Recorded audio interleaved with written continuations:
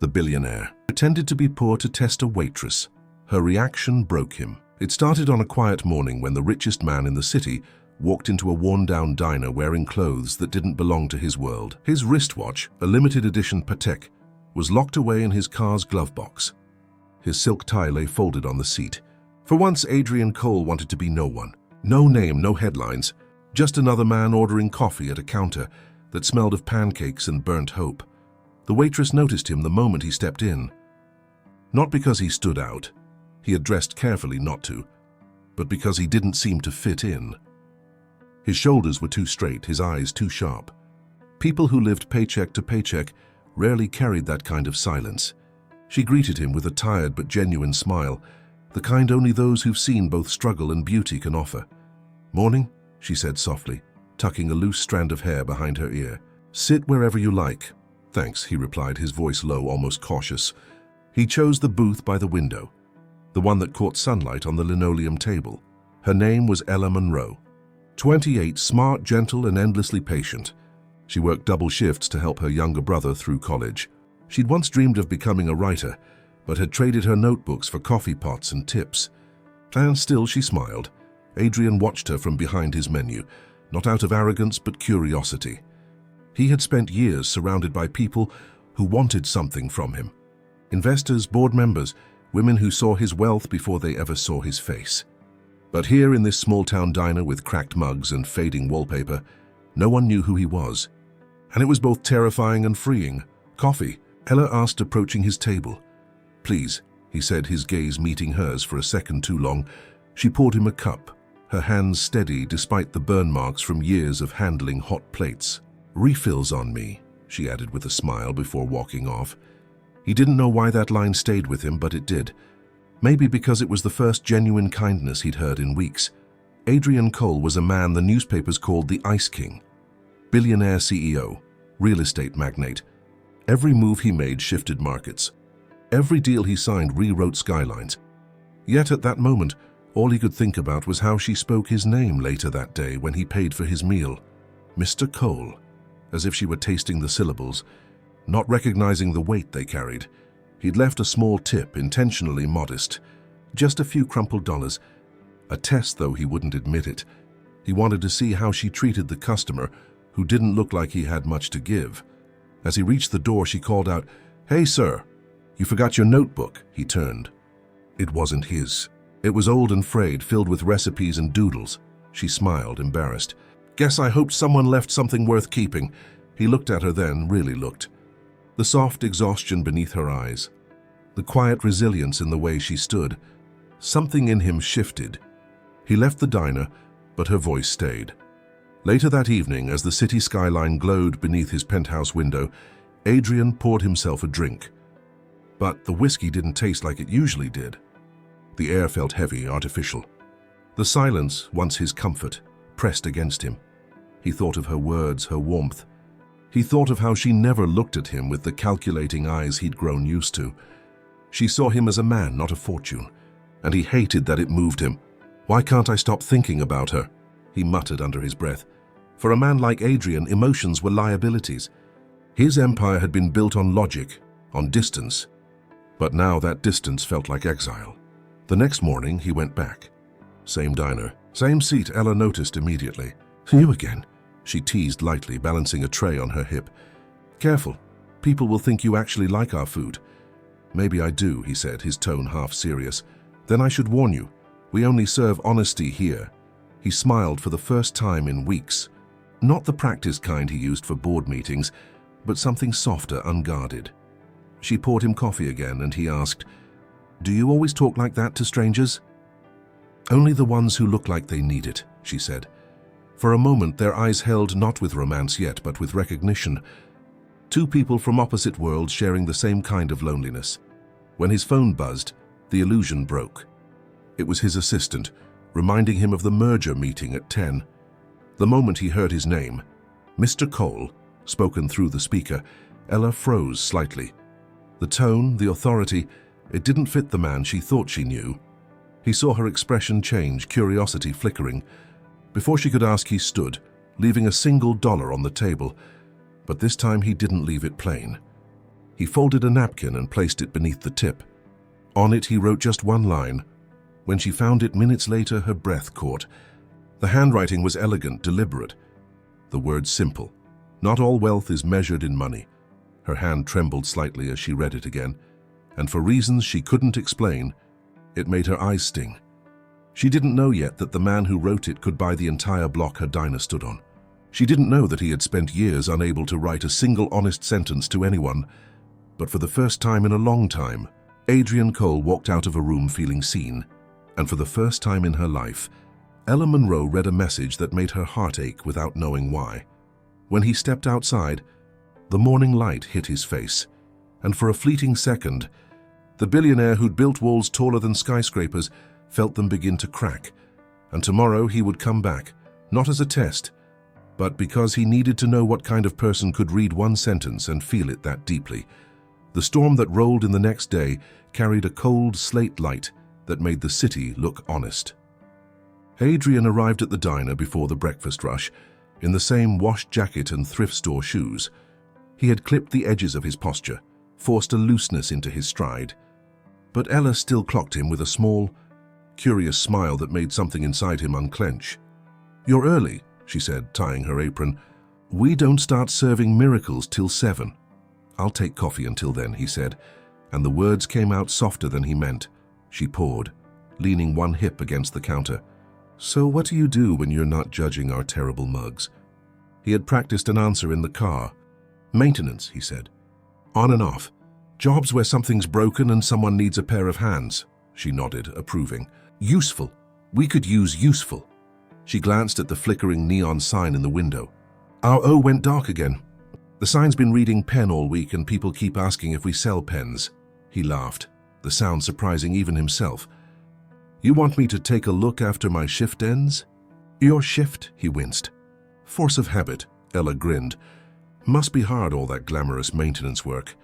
"It pays in sore shoulders," he said, and let it be the truth, it wasn't. By 7, the doorbell had begun its steady chorus. A nurse with hollow eyes ordered to-go soup. A father herded 2 kids in rain boots. An elderly couple took their corner with the familiarity of birds returning to a ledge. The diner made a kind of music. Plates, voices, the sizzle from the kitchen, the coffee machine's hiss. Adrienne sat at his window booth and watched Ella conduct it all with a patient grace that didn't feel performative. Every time she topped a cup or tucked a stray napkin, it was as if she were laying a hand on a worry and smoothing it down. A boy with a backpack slid into the stool nearest the register. 16, maybe 17, eyes too intelligent to hide their tired. Ella's face warmed immediately. "You're supposed to be at school." "Noah," she said. "Ms. Keller said I could make up the test during lunch," he replied, then flicked a look at Adrienne, wary in the way young men are around grown men with unreadable eyes. "My brother," Ella explained. "He thinks pancakes help algebra." "They do," Noah said. "They're round like circles." "It inspires me." Adrienne watched their exchange in silence, something tender and old stirring in him. He had no siblings. He had learned leadership from distance, comfort from purchases, safety from contracts. He had not learned this, a quiet ritual that made struggle feel survivable. When the rush thinned, Ella sank into the seat opposite him for 30 seconds of stolen air. "Don't tell Ruth," she said, nodding toward the kitchen where the owner, Ruth Alvarez, apron starched and posture unbending, ruled with a kind heart and a strict hand. "I wouldn't dare," he said. "Ruth says my soft spot is going to kill this place," Ella murmured, studying the floor. "She's joking, mostly. What would? Letting people stay too long. Sending a pie to the table, no one can afford it. Slipping a free coffee to the nurse who looks like she hasn't slept." She lifted one shoulder. "It's a small town. We float each other." He searched her face. "And who floats you?" She made a face like it was a silly question.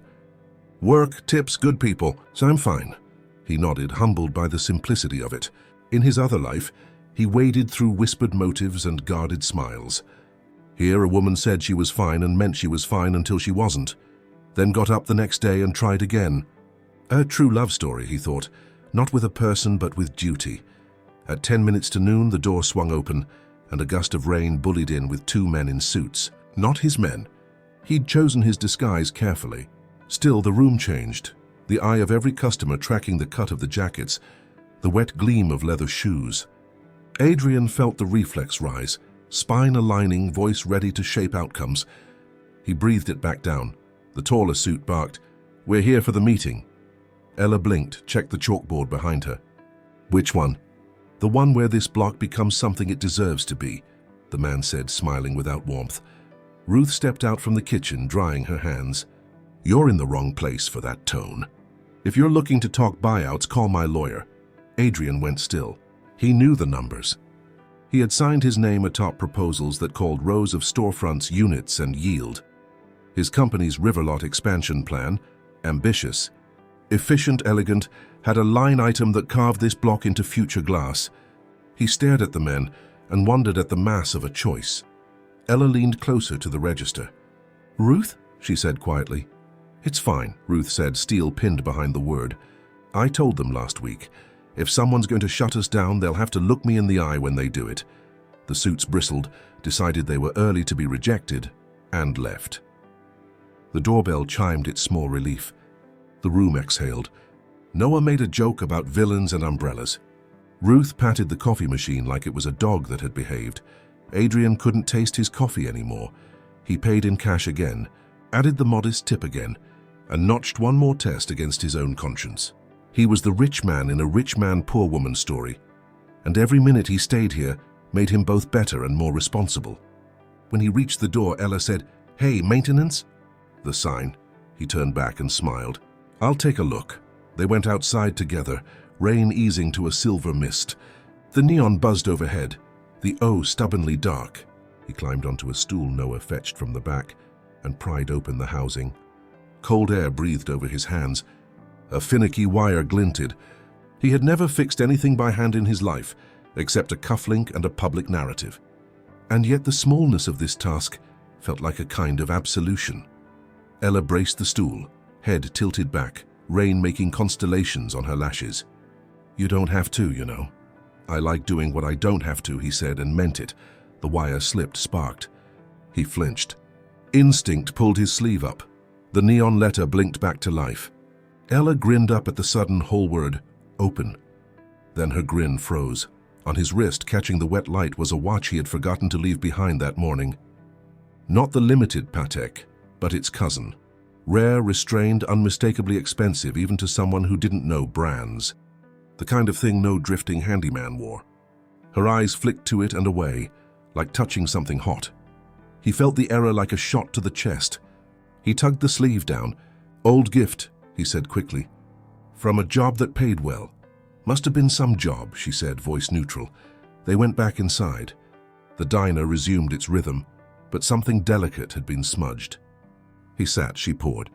He watched her hands, searching for judgment and finding only thoughtfulness. At 2, a sudden wind shouldered the windows. The sky went charcoal. The lights dimmed, then died. A chorus of ohs and laughter met the dark. Ruth's voice cut through it, calm. Flashlights under the counter. Everybody breathe. Ella was already moving, candles from a drawer, match striking into gold. The room became small flames and soft faces. The blackout turned strangers into a community in seconds. Adrian stood, unneeded and awkward, then went table to table with a handful of tea lights, because it was something he could give without lying. He reached the corner where the elderly couple sat. The woman caught his sleeve. "Young man, you light that like someone who's been in the dark before." He swallowed. "Haven't we all?" He turned and found Ella watching him. In the candlelight, her green-brown eyes looked like something out of a painting, steady, searching. She stepped closer, handed him 2 more tea lights, their tin cups warm in his palms. "You're good at this," she said. "At what?" "Making people feel safe." He tried to speak, found gratitude filling his throat. The power snapped back on with a brittle wave of applause. Coffee machines reawoke. The neon hummed. Life resumed as if the interruption had been rehearsal. After cleanup, he lingered by the counter. "Do you ever get a day off?" he asked. "Sometimes Sundays," she said. "If the universe is generous and Ruth makes me go home." "Come to the reading room on 4th, he said, reckless from the quiet intimacy of candlelight. "There's a poetry night." "You said you used to write." Color rose in her cheeks. "I used to, before rent and homework and grocery lists. Maybe words miss you," he said. She twisted her apron string, considering. "I don't know." It's been a long time since I let myself want something useless. Beauty isn't useless, he said. She looked up sharply, as if the line had opened a door in her. Then the door closed again. He could see her set it gently back in its hinges. I'll think about it. A news channel on the tiny TV over the counter switched to a business segment. A headshot filled the screen, his headshot, smiling man with skyline. The anchor's voice cut through the din. Adrian Cole expected to finalize the riverfront acquisition this week. Ella's hand stilled. She looked at the TV, then at him. The resemblance wasn't perfect in the fluorescent light. Adrian in the photo was polished, ruthless, framed by glass. Adrian at her counter wore rain and an apology.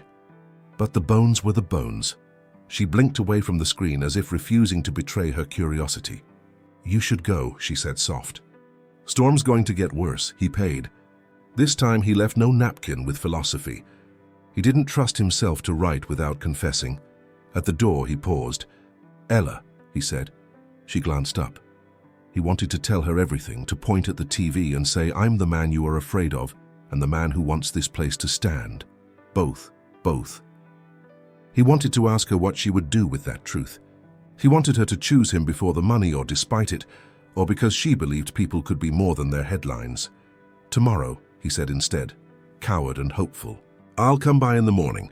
I'll fix the rattling under the espresso machine. She tilted her head, a small secret smile tugging at her mouth. Maintenance hero returns. I'll hold you to it. He stepped into the wet afternoon. His driver, who had been told not to appear on this block, followed instructions.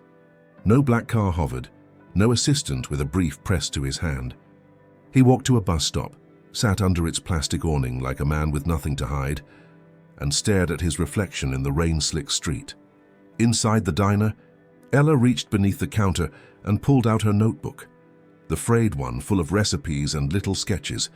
On a clean page, she wrote 2 columns, the way people do when they're standing at a crossroads. Left side, Adrian? Right side, Cole? She closed the notebook without choosing.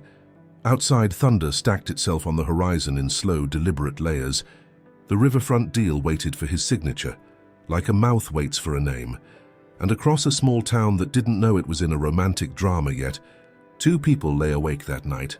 One trying to forget how easy it was to be seen, the other trying to forgive herself for wanting to see him anyway. Adrian didn't sleep that night. The image of Ella, her hands steady under candlelight, her face unguarded, kept circling his mind. He had built empires by studying people, yet he couldn't read her. That frightened him. In every deal, he was the one holding the hidden card, but with her, he wasn't even sure he was still at the table. He showed up at the diner the next morning, this time without the pretense of fixing anything. She was wiping down the counter, her hair tied in a loose knot that escaped in strands. Her eyes flicked to him briefly, then to the espresso machine he'd promised to repair. Morning, he said. You came back, she said softly, as if that fact alone carried weight. Thought maybe the storm scared you off. He smiled faintly. I've faced worse storms. Lucky you, she said, her tone teasing but distant. Something had shifted. The night before, she had met a kind stranger.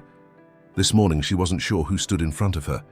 He started unscrewing a panel under the espresso machine, more to fill the silence than to fix anything. She watched him for a moment, then asked, Is it true? He froze. What is? That you're him, she said. The man on TV, Adrian Cole. He turned slowly. The truth sat heavy between them. You recognized me. I didn't want to, she admitted. But it's hard to forget a face that's in every article about buying the city piece by piece. He leaned against the counter. And what do those articles tell you?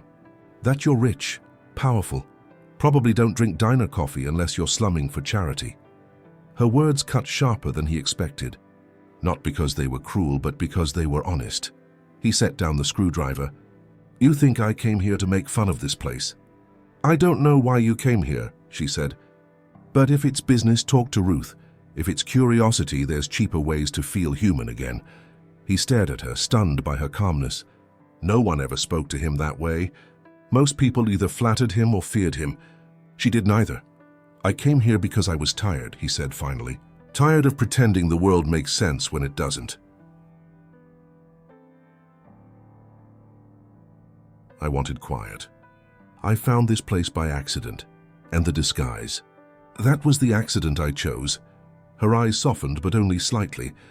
You could have just told me. You wouldn't have believed me. Maybe not, she said. But at least I wouldn't feel like a joke. He wanted to reach for her then, to tell her she wasn't. But her expression made it clear that any apology would sound like a lie until he proved otherwise. The bell over the door chimed. Noah entered, headphones around his neck, eyebrows lifting when he saw Adrian.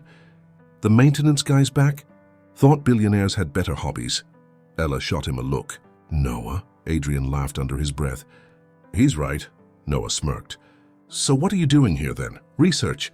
Seeing how the other half lives? Adrian didn't answer. Instead, he pulled out a folded piece of paper, a check. He placed it on the counter quietly. For Ruth, tell her to use it to fix the roof before winter. Ella didn't touch it. You think money solves everything, don't you? He looked up. It's the only language people ever listen to me in. Then maybe you're talking to the wrong people, she said. The air between them tightened, filled with truths neither wanted to own. Ruth came out from the kitchen just then, wiping her hands on a towel. She noticed the check and frowned. What's this?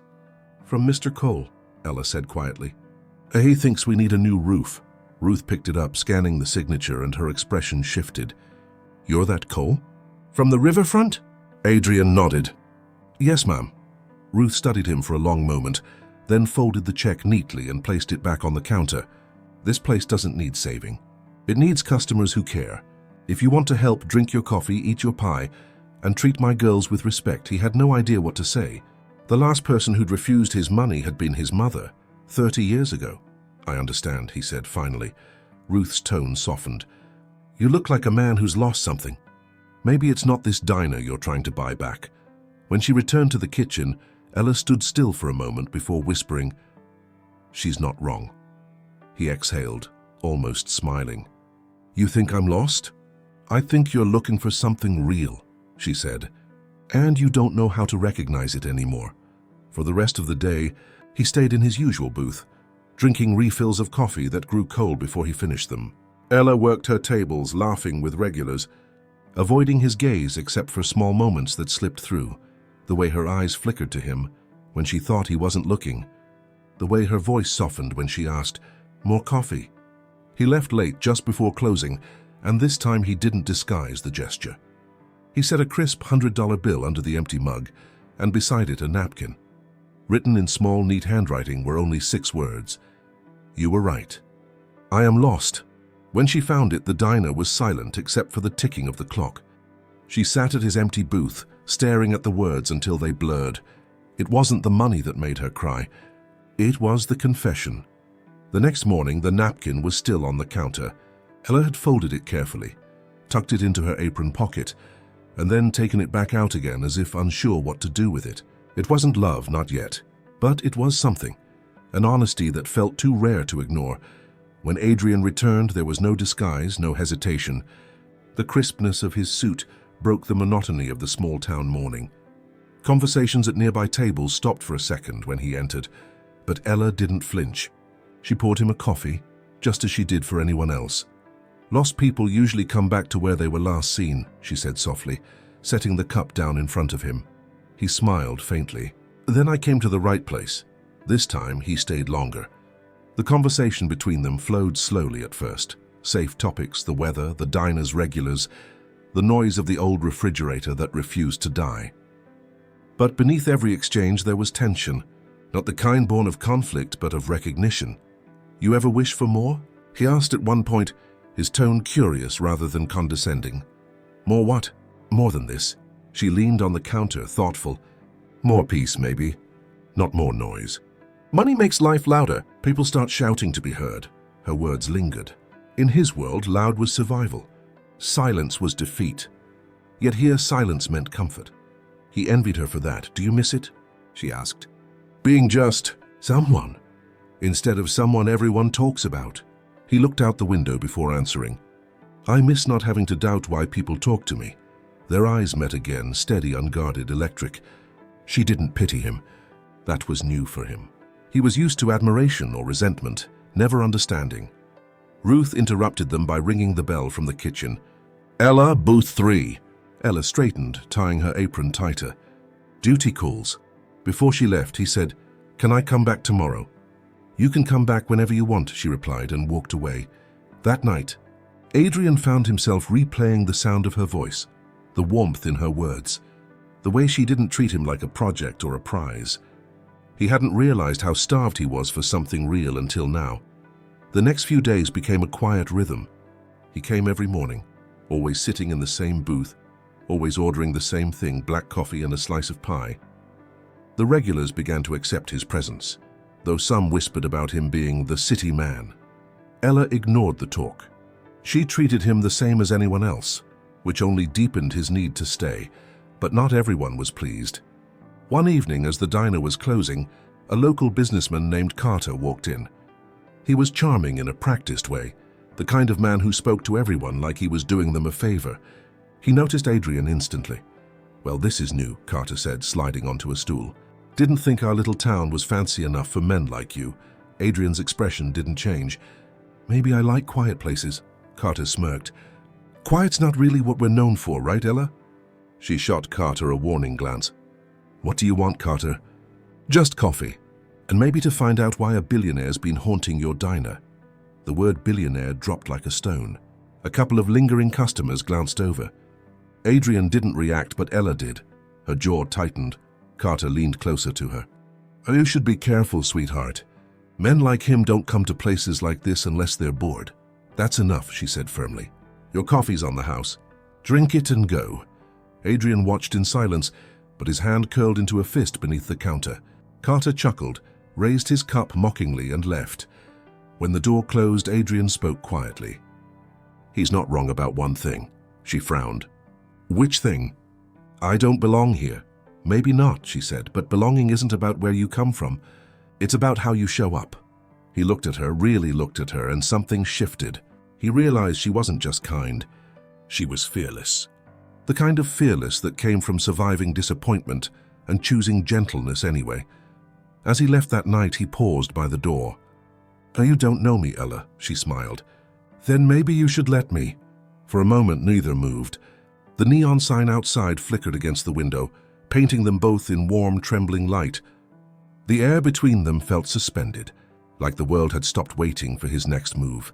And then he walked away, leaving her standing there with her heart racing and her breath caught between hope and disbelief.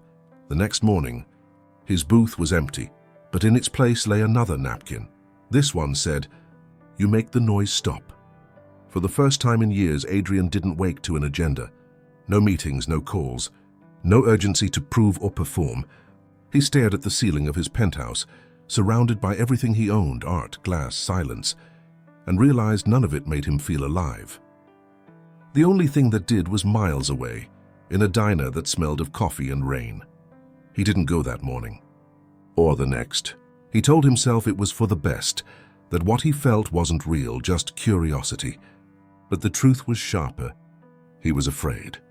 Afraid of needing someone who didn't need anything from him. 3 days later, Ella was wiping down the counter when a black car stopped outside. It didn't belong in their quiet town. The door opened, and Adrian stepped out, looking every bit the man from magazine covers again. No disguise, no pretending. Ruth elbowed her from the kitchen window. "He's back, and dressed like he owns the place." Ella didn't answer. Her hands stilled over the cloth. Something between anticipation and fear twisted in her chest. He entered, and for a moment nobody spoke. Conversations faded.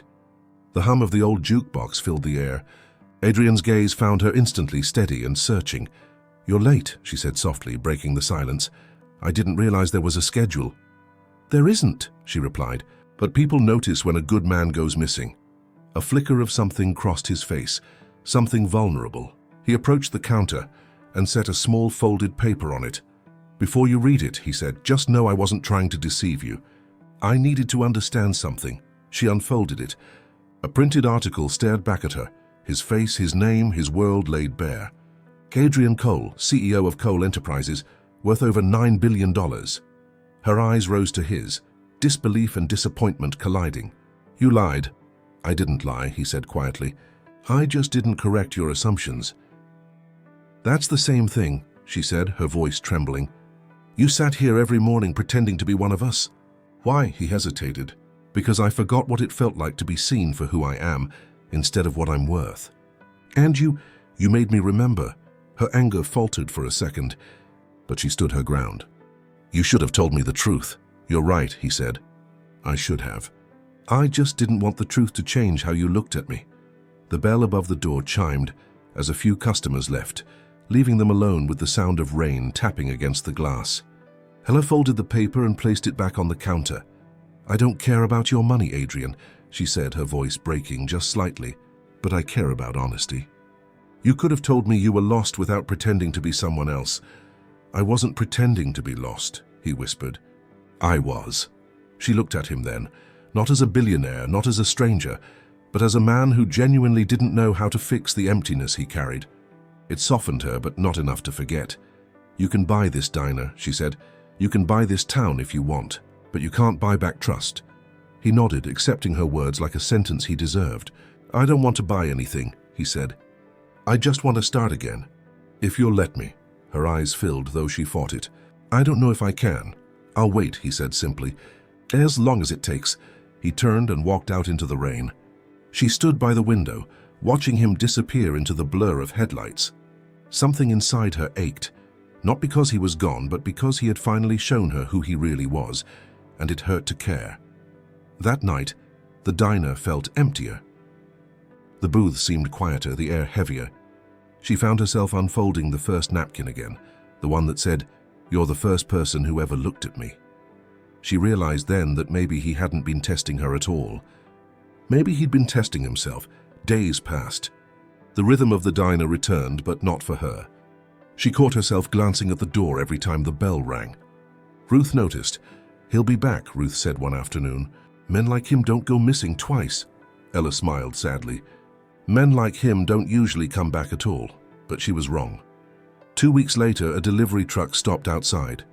The driver walked in and handed her an envelope with her name on it. Inside was a deed, ownership of the diner, signed and paid for. A single napkin was folded within it. On it were the words, "You once said belonging isn't about where you come from, so I'm trying to belong here with you." Her knees weakened. Ruth rushed over. "What is it?" Ella's voice trembled. "He bought the diner." "For me." Ruth's eyes widened. "Are you angry or in love?" "I don't know," she said. "Both, maybe." She stepped outside, scanning the street. There was no black car this time, no sign of him. Only a quiet rain falling again. Soft, steady, forgiving. She whispered to the wind, "If you really want to belong, come home." And somewhere across the city skyline, Adrian Cole stood by a window, rain on the glass, reading a text message from an unknown number. It said only 4 words. "Coffee's getting cold. Ella." He closed his eyes and smiled, the kind of smile that carried both hope and surrender. For the first time, he didn't feel like a man testing the world. He felt like a man being invited back into it. The next morning, the doorbell of the diner rang, and Ella froze when she saw who walked in. He looked different this time. The sharp, impenetrable mask he always wore gone. Adrian stood in the doorway, drenched from the morning rain, his expression unguarded, almost boyish. There was no luxury car outside, no tailored driver in sight. Just him, holding a single white rose wrapped in paper from the flower stand across the street. For a few seconds, neither of them spoke. The diner, usually filled with chatter and the hum of the coffee machine, felt suspended in time. "You're late," Ella said, breaking the silence, her voice trembling despite the small smile tugging at her lips. "I couldn't find the right flower," he replied softly. "Everything looked too perfect," she gestured to the rose. "And that one?" "It looked human," he said, a little damaged but still standing. Ruth, standing behind the counter, rolled her eyes and muttered, "Lord help us. He's poetic now." But even she smiled as she walked into the kitchen, leaving them alone. Ella folded her arms. "So what are you doing here, Adrian?" He exhaled slowly, the weight of the question pressing against him. "I'm here because I finally realized what I want, and it's not control or power or another company. It's peace." "It's you," she blinked, stunned by his honesty. "You don't even know me that well." "I know enough," he said, his voice firm but tender. "I know you gave away your lunch to a stranger without a second thought. I know you stay late after closing, so no one eats alone. I know you see people even when they've stopped seeing themselves. Her throat tightened. That's not love, Adrian. That's observation. Then let me learn the rest, he said. Not as a test, not as a game, just as a man who wants to deserve you. The sincerity in his tone disarmed her. It wasn't grand or dramatic, it was raw. A man who had built empires now standing in front of her, stripped of everything but truth. She stepped closer, searching his eyes. Why me? He smiled faintly. Because when I had everything, I felt nothing. And when I had coffee with you, I felt alive. Her heart raced, but she forced herself to breathe. You can't just walk in here and... I can, he interrupted gently. But I won't ask you to forgive me. I just wanted to see you again, to thank you. For what? For reminding me I still have a soul. Ella looked away, blinking rapidly. She wasn't used to hearing men speak like this, not in her world. It was easier to believe kindness was temporary, that sincerity came with conditions. But something in his eyes made her doubt her cynicism. She turned toward the counter, pretending to fix the coffee pot. So what now? You buy another diner to impress me? He chuckled softly. No, I actually sold one of my companies. Her head snapped back toward him. You what? I sold it, he said simply. I don't want to live on autopilot anymore. I want to build something real. Maybe even small, like a diner, he smiled. Maybe. She couldn't help it, she laughed. A genuine, startled laugh that broke through the tension between them. Adrian laughed too, quietly, like a man rediscovering how, when the laughter faded, silence filled the space again, not awkward, but delicate. I don't know if I can trust you, she admitted. You shouldn't, he replied. Not yet. Trust is earned. I'll earn it if you let me. The sincerity in his voice landed somewhere deep in her chest. And if I don't, he nodded, then I'll still thank you. You changed me, Ella, even if you never let me near you again. Her lips parted, but no words came. For a moment, all she could see was the quiet, exhaustion in his eyes, the look of a man who'd spent a lifetime building walls and was finally learning how to live without them. The doorbell chimed behind them as a customer entered, shaking off the rain. Ella stepped back, returning to her post. Adrian placed the rose on the counter and turned toward the door. As he reached for the handle, she spoke softly. Adrian. He turned. She hesitated, then said, Don't go too far. He smiled, the kind of smile that promised patience. I won't. Then he left. But this time it didn't feel like an ending. That night, as Ella closed the diner, she found a folded piece of paper under the rose's stem. Her name was written across it in careful ink. She unfolded it slowly. You once said kindness doesn't cost anything, but I learned it does. It costs pride, time, and the courage to open your heart. I'm learning. One cup of coffee at a time. Her fingers brushed over the words as her eyes filled with tears, and just as she turned off the lights, she caught her reflection in the window, smiling, glowing softly in the dim neon. For the first time, she allowed herself to hope. But the next morning, that fragile hope would be tested in a way she never saw coming. The next morning dawned with a gray, restless sky. The streets outside the diner were slick with rain, reflecting fragments of neon and passing headlights. Ella arrived early, her thoughts still tangled in the memory of Adrian's letter. She kept it tucked in her apron pocket, folded so many times the paper was beginning to wear thin. She told herself she wasn't waiting for him, that it was just another workday. But every time the bell over the door jingled, her heart skipped before sinking again. By 9 a.m., Ruth had already noticed. If you keep looking at that door, honey, I'll start charging you rent for daydreaming, she teased. Ella smiled faintly. I'm just thinking. Thinking has a name and a jawline, Ruth replied dryly, pouring coffee. And he wears too much cologne. Ella laughed softly but didn't deny it. She turned back to the window just in time to see a sleek black car pull up to the curb. Her breath caught. But when the door opened, it wasn't Adrian. A tall man in a grey suit stepped out instead, his posture rigid, his face serious. He entered the diner and scanned the room before walking directly toward her. Miss Harper? He asked. She nodded, uneasy. Yes. He handed her an envelope. Mr. Vale asked me to deliver this personally. Her pulse jumped. Is he all right? The man hesitated. He's fine, but he wanted you to have this. Then, without another word, he left, leaving behind the faint scent of rain and expensive cologne. Ruth raised an eyebrow. Now that's a delivery service.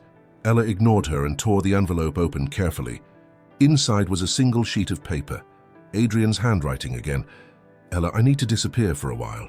Don't think I'm running. I'm finally standing still. There are things I need to fix. Debts that aren't measured in money.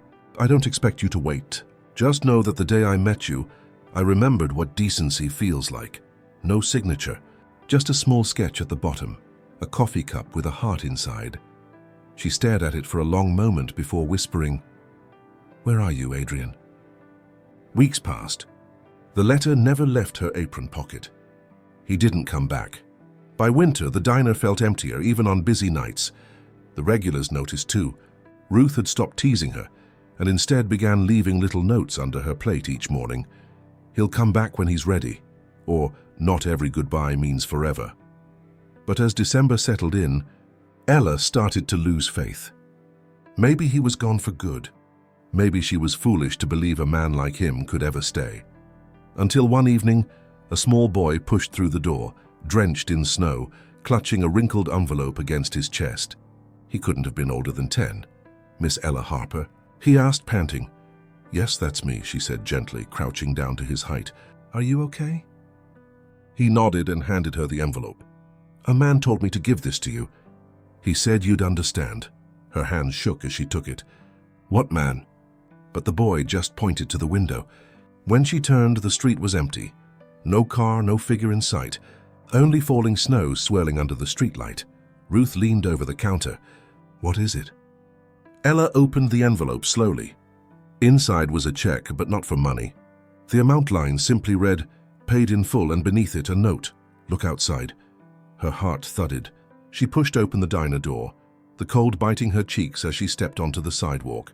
There, across the street, stood Adrian. No limousine, no tailored coat, just a man in a simple grey jacket, hair dusted with snow, eyes fixed on her as if she were the only light in the city. He crossed the street slowly, the sound of his shoes muffled by snow. When he reached her, he didn't speak at first. He just looked at her, really looked, the way a man looks when he's afraid to blink, afraid she might vanish. "I promised I'd earn your trust," he said finally, his voice quiet but steady. "I had to make things right before I could come back." Her lips trembled. "Where did you go?" "I went to undo the lies that built my empire," he said. "I stepped down from the company. I sold the penthouse. I paid back people I hurt. For once I wanted to be someone my father wouldn't be ashamed of." Tears blurred her vision. "You didn't owe me that, Adrian. I owed myself that," he said. "But you showed me how to start." She laughed softly through her tears. "You left without saying goodbye." "I didn't want to lie again," he admitted. "I didn't trust myself to stay if I saw your face." The wind howled between them, carrying the scent of rain and snow.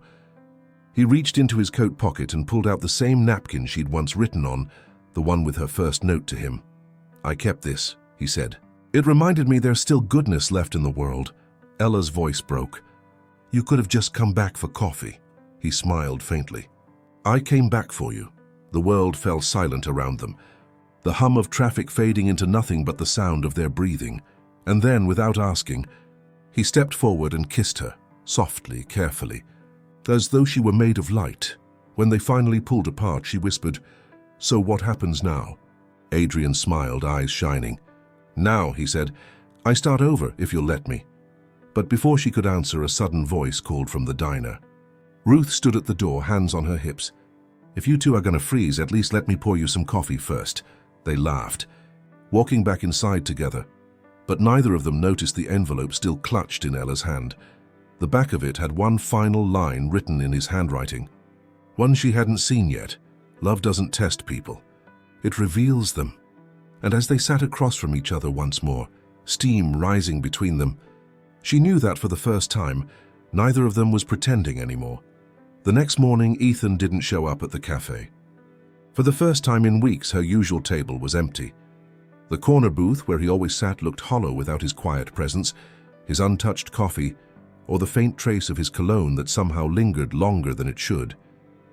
Nora tried to focus on her work, smiling at customers and pouring coffee, but something in her chest ached. She told herself it didn't matter, that men like him always disappeared eventually, but her heart didn't listen. It kept replaying every look, every word, every fragile moment of connection that had slowly pulled her in. What Nora didn't know was that Ethan was sitting in the back seat of his black sedan parked across the street, watching the cafe window from a distance. He hadn't intended to stay away. He simply couldn't face her, not yet. He had built his entire life on control, precision, and detachment. But one letter from her, written days before she even knew who he really was, had shattered every wall he'd built. In that letter, left on his table when he'd been pretending to be poor, she had written that kindness didn't require wealth, only sincerity. She had told him that no one was beneath compassion. That line had haunted him since. Inside the cafe, Nora laughed softly at a joke one of the regulars made. The sound reached him through the open window of his car, like sunlight breaking through fog. For the first time, Ethan realized he had been living in a world without warmth, a life of power without peace.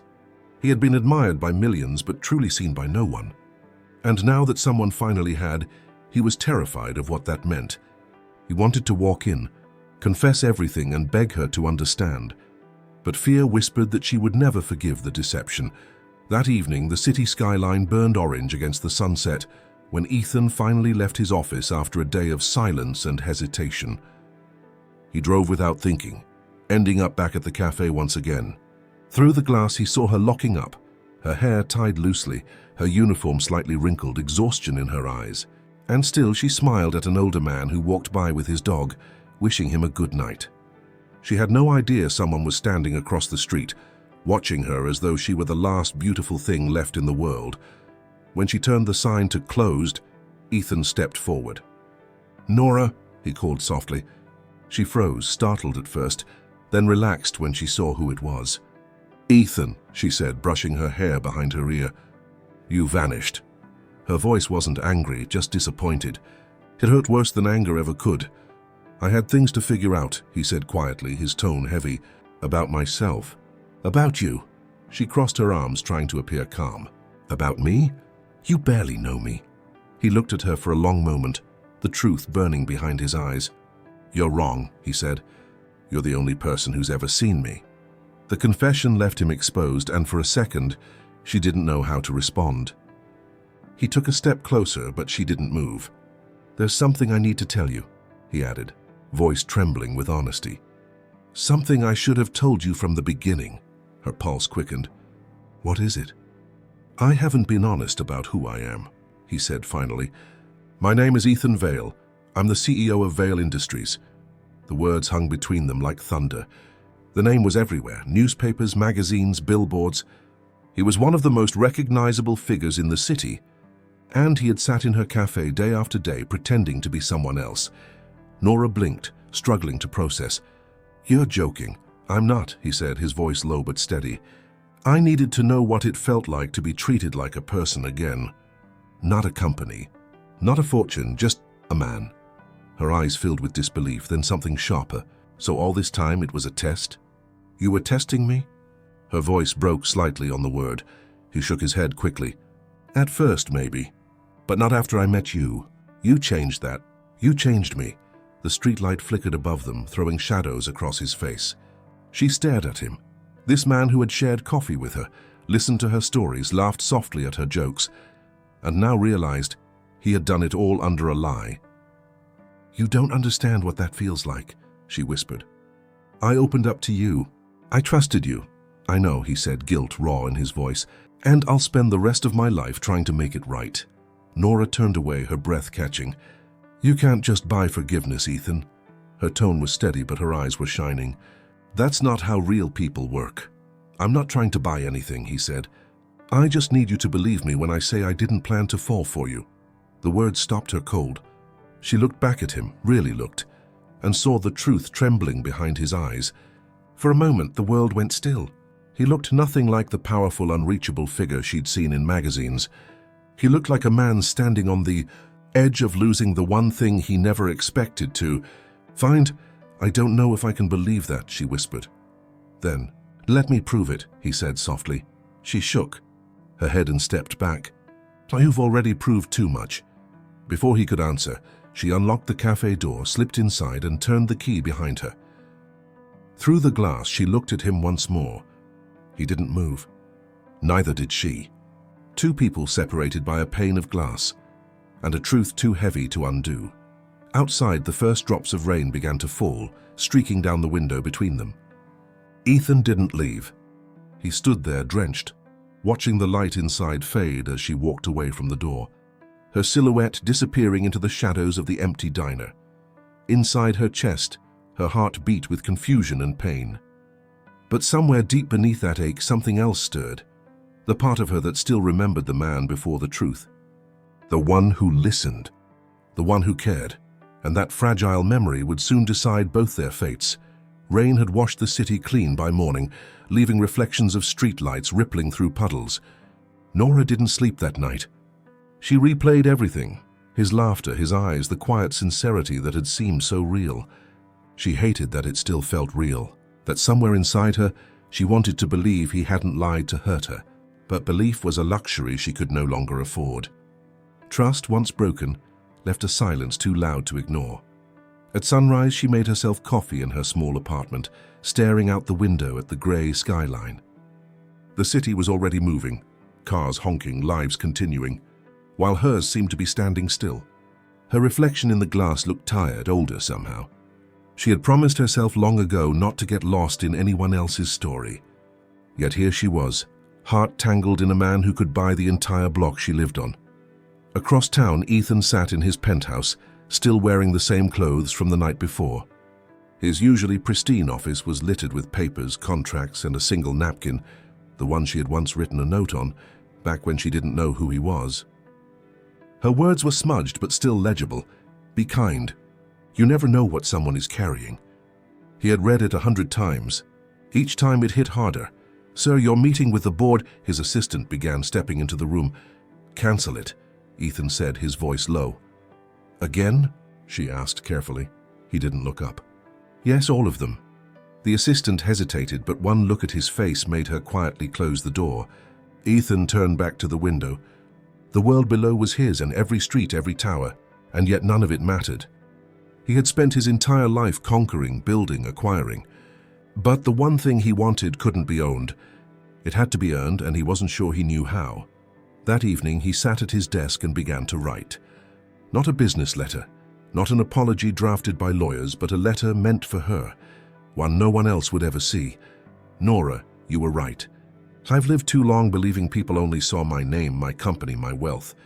And maybe I hid behind that because it was easier than risking rejection. But you saw me before you knew any of that.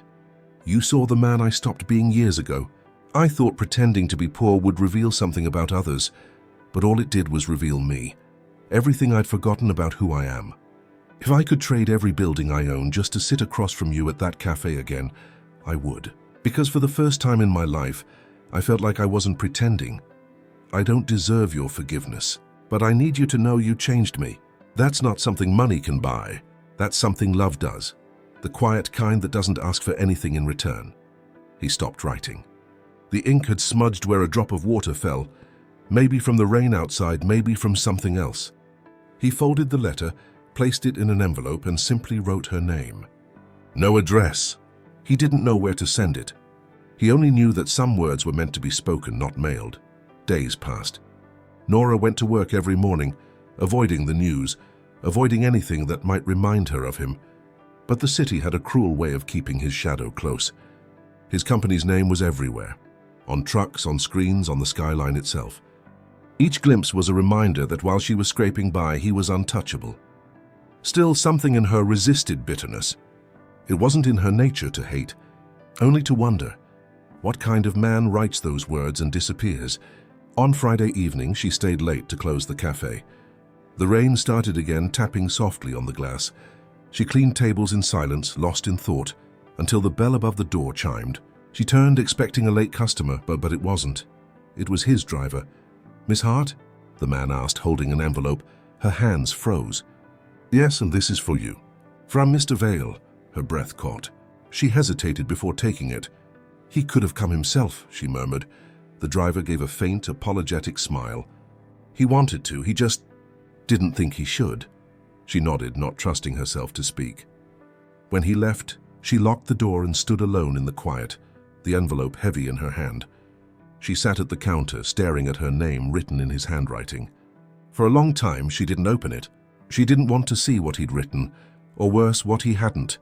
Finally, she tore it open. As she read, her chest tightened. His words weren't polished or rehearsed. They were raw, trembling, almost painful in their honesty. By the time she finished, tears blurred the ink. She pressed the letter against her heart and whispered to the empty room, "Why did you have to be that man?" The next morning, Nora stood outside his building.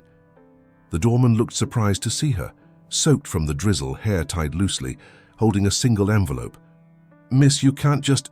It's for him," she said, handing it over. "Please." Inside, Ethan was reviewing documents when the doorman entered, holding the envelope carefully. "Sir, a woman dropped this off for you. Said it was important." He looked up, instantly recognizing the handwriting. His pulse quickened. The moment he opened it, his breath caught. "Ethan, I don't know what to say to you. I wanted to hate you. I wanted to believe you were just another man who used power to test people. But your letter, it felt like you wrote it with your heart, not your title. Maybe that's the man I met, the one I still remember. I can't promise forgiveness, not yet. But I can't forget you either. Sometimes that's worse. Maybe one day when the hurt fades, we can talk again, not as billionaire and waitress, but as two people who learned what honesty really costs." He folded the letter slowly, eyes wet, hands trembling. For the first time in years, Ethan Vale felt powerless and grateful for it. Because what she had given him wasn't rejection. It was something far rarer, hope. That night he sat on his balcony overlooking the glowing city, a city that suddenly felt too large and too small at once. He could have ordered a car, gone to her, demanded another chance. But for once he didn't. He knew he had to let her come to him, or not at all. Love, real love, couldn't be built on lies. It had to be chosen. He looked down at her letter once more, and a faint smile crossed his face. Somewhere in that city, she was still thinking of him, and that somehow was enough to keep him breathing. But what neither of them knew was that fate wasn't finished yet. The next day, a single event would pull them together once more, one that would test whether love truly could survive truth. The rain had stopped, but the city still carried the scent of it, that quiet after-storm calm that makes everything feel fragile and new. Ethan walked into his office late that morning, every step heavy with the memory of her letter. He hadn't responded. He didn't know how. For the first time, words weren't enough. He needed to show her that the man she'd seen wasn't a performance. It was the truth he had buried beneath years of wealth, pressure, and walls built too high for anyone to climb. Across town, Nora arrived at the cafe to find it unusually busy. A local paper had written an article about her, about the waitress who had returned a billionaire's wallet, unknowingly showing him the value of integrity. The story had gone viral overnight. She hadn't spoken to any reporters, but someone had found out. The attention made her uneasy. She didn't want fame. She only wanted her peace back. The cafe owner, Mrs. Langley, smiled as she poured coffee behind the counter. "You're a local hero now, sweetheart." Nora forced a soft smile. "I'd rather just be a quiet waitress." Mrs. Langley chuckled. Heroes never get to choose that. Nora's heart ached a little, because in truth she didn't feel like one. She felt like someone who had simply done the right thing and been broken for it. But as the morning rush faded, a familiar silence returned. She found herself wiping down the same table where he used to sit, wondering if she'd ever see him again. At that same moment, Ethan sat across from his attorney in his office, staring at a folder he had just signed. "You're sure about this?" the lawyer asked, eyebrows raised. Ethan nodded. "Sell it all. Every share, every property under Vale Holdings. I want the funds liquidated and redirected." Redirected to where? He leaned back in his chair, his voice steady, but his eyes far away. "To something that actually matters," the lawyer hesitated. "You're walking away from billions, Ethan." He smiled faintly. "No, I'm walking towards something real." Later that afternoon, Nora stepped outside during her break. The air was warm, the city buzzing quietly under the soft hum of traffic. That's when she noticed the sleek black car parked across the street. Its engine was off, but she recognized it instantly. The same one that had waited outside the cafe weeks ago. Her pulse quickened. Before she could turn away, the door opened. Ethan stepped out. He wasn't in a tailored suit this time. No tie, no polished armor of a billionaire. Just a simple grey shirt, sleeves rolled to his elbows, the rain catching faintly in his hair. His eyes found hers, and for a moment the noise of the world seemed to disappear. She froze, unsure whether to walk toward him or back inside. "I didn't expect to see you again," she said softly. "I wasn't sure you'd want to," he replied, his voice low, almost hesitant. "But there are things I need to say, things that don't fit in a letter." She crossed her arms, defensive yet trembling inside. "You already said enough, Ethan. Everything after that was just noise," he nodded, stepping closer. "You're right. I spent years hiding behind noise, money, control. I thought pretending to be poor would reveal the truth about others. Instead, it revealed how lost I was. But you..." He paused, searching her eyes. "You saw me before I even knew who that was anymore." Nora's throat tightened. "You can't fix this with speeches or apologies. You can't just walk in here and..." "I know," he interrupted gently. "That's why I didn't come to fix anything. I came to show you something." He motioned toward the car. "Please, just 5 minutes." She hesitated, then sighed. 5 minutes. As they drove through the city, she stayed silent, hands folded on her lap.